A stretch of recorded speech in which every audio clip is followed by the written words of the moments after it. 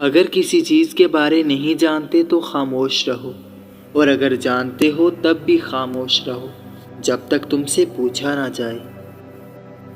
اچھے دنوں کے بارے میں سوچنے کے بجائے آنے والے دنوں کو اچھا بنانے کے بارے میں سوچو۔ کسی پر اتنا بھروسہ نہ کرو کہ دوستی میں اپنے خاندان کی باتیں اسے بتانے لگو۔ دوستی کو ہمیشہ گھر سے باہر تک رکھو۔ گھر میں دوستوں کو لانے سے ہمیشہ نقصانات کا سامنا کرنا پڑتا ہے۔ بیمار ہو کر آرام کرنے سے بہتر ہے کہ صحت مند ہوتے ہوئے تھوڑا آرام کر لو۔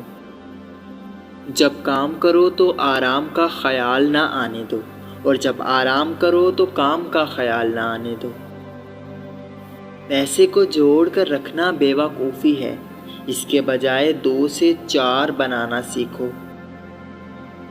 پیسے کو جمع کرنے کے بجائے چیزیں خریدو، کیونکہ پیسے کی قدر گرتی ہے اور چیزوں کی قیمت بڑھتی ہے۔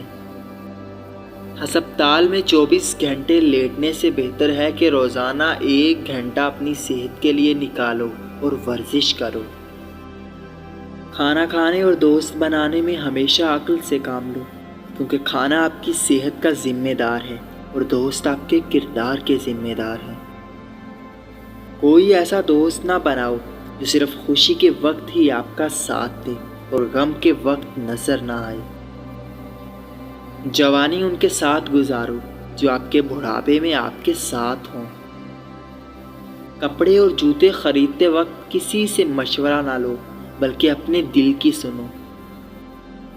خریداری کرنے کے لیے کسی کو اپنے ساتھ نہ لے جاؤ، کیونکہ کسی کو آپ کی جیب سے کوئی پرواہ نہیں۔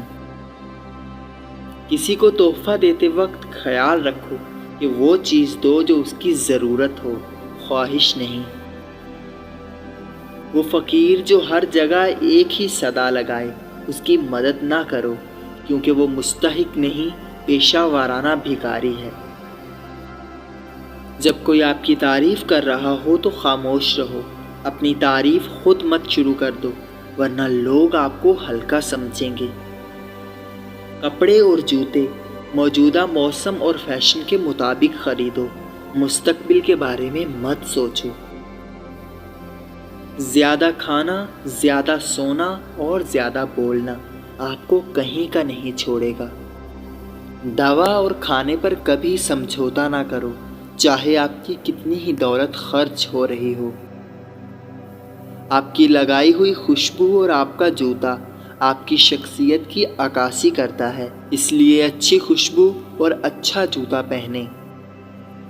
عورت سب سے پہلے مرد میں خوشبو کو نوٹ کرتی ہے۔ وقت کو اس کی اہمیت کے مطابق اہمیت دو۔ کام ملازموں کی طرح کرو، آرام بادشاہوں کی طرح کرو۔ جو آپ کی صحت کو تباہ کرے اس کو چھوڑ دیں، چاہے وہ عادت ہو، چیز ہو یا انسان ہو۔